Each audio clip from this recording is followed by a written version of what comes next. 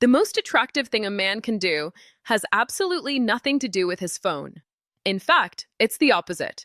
It's having a great reason to put his phone down, face down, and forget about it for hours. But for so many men, that phone has become a source of anxiety. It's a tool you use to constantly check the temperature, to seek validation, to ask, "Are we okay? Do you still like me?" And the primary way you do this is by texting her first. Every single day. And if you don't fix this, you'll train her to expect you and stop valuing you. My name is Christina, and this is Christina Talks Men. Today, we are not just going to talk about stopping this habit. I'm going to give you something much more powerful to do instead. A strategy that will fundamentally shift your energy from one of a chaser to one of a man who is being chosen. Quick check, like video, and comment below where you're watching from. I love seeing how far this men's growth community reaches.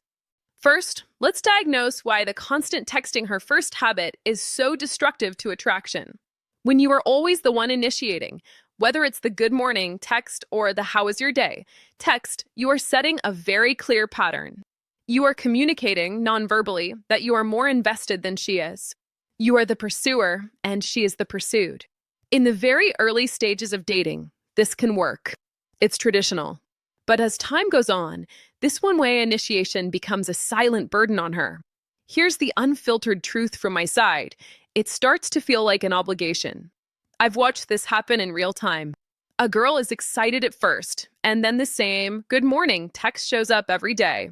She starts replying later, shorter, not because she hates him, but because it feels like homework.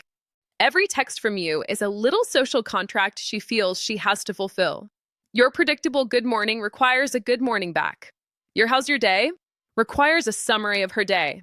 It removes spontaneity. It removes mystery. It removes the most crucial element for long-term attraction, the space for her to miss you and wonder about you. When you are always present in her inbox, you never give her the chance to feel your absence.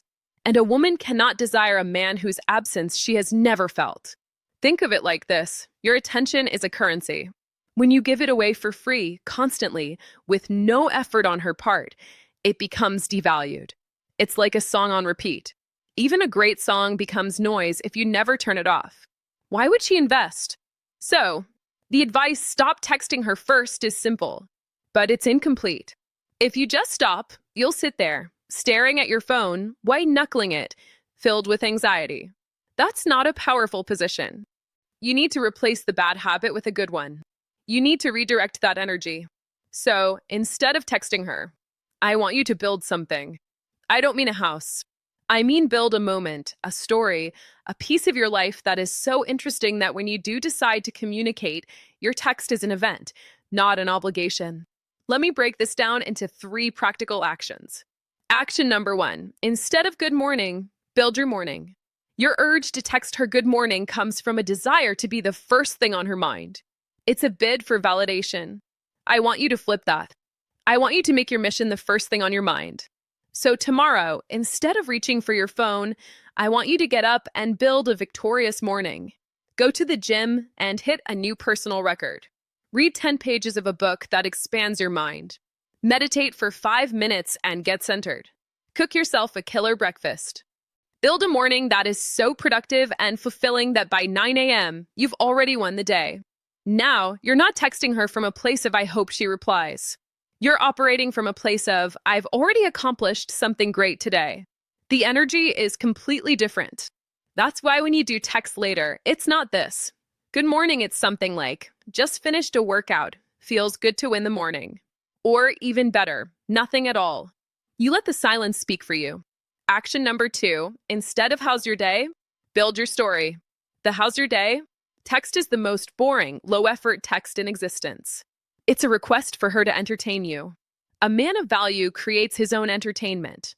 So, in the afternoon, when you feel that urge to check in, I want you to go do something worth talking about.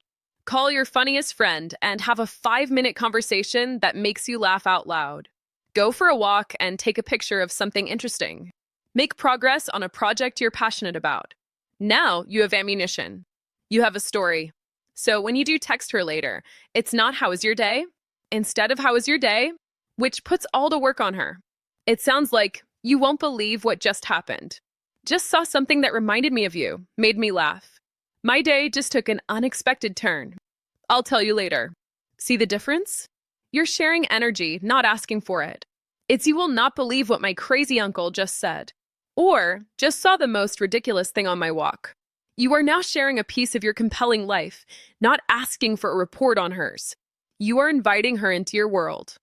Action number 3, instead of texting, plan. Constant, aimless texting is the definition of low-value communication. It's digital junk food. A high-value man uses texting primarily for one thing, logistics, to set up the next in-person meeting. So it's not a 40-minute back and forth. It's simple, direct, grounded. Thursday, wine bar, 8 p.m. Join me. Or if you want it softer, I'm free Friday night, let's grab a drink. No over-explaining, no selling, just leadership. Your goal is not to be her pen pal. Your goal is to get her out on a date where real connection can happen. So instead of spending an hour texting back and forth about random things, spend that hour planning a great date. Find a cool new restaurant, a hidden bar, a fun activity. Then, when you text her, it is with purpose. Hey, I've been wanting to check out this new rooftop bar on Friday. You in? This communicates confidence. It shows leadership. It respects both of your time. You are using your phone as a tool to facilitate real life, not as a crutch to escape it. Do you see the shift? The advice isn't really stop texting her first.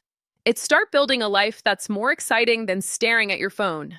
When you build your morning, build your stories, and use texting to plan, you fundamentally change the dynamic. Your texts become scarce, but valuable.